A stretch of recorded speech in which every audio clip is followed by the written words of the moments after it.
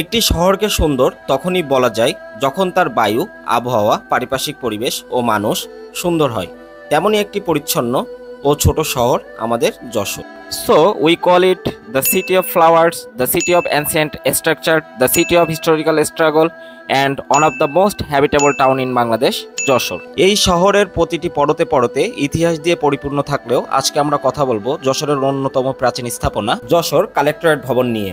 So let me introduce the most aesthetic and traditional building in the city, the collectorate ভবন যশোর।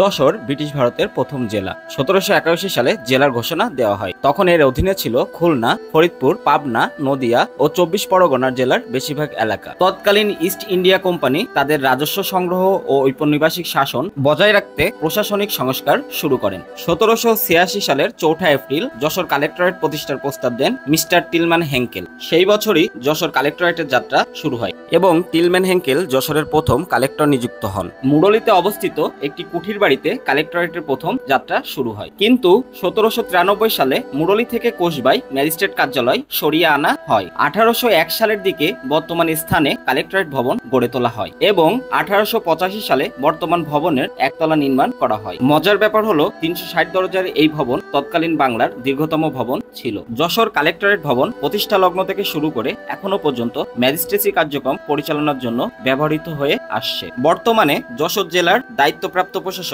মোহাম্মদ আবরাউল হাসান মজুমদার মহোদয় এই ভবনটির দায়িত্বে নিয়োজিত রয়েছেন এবং তিনি পরম বাহুডোরে যশোরের সার্বিক প্রশাসনিক কার্যক্রম পরিচালনা করছেন।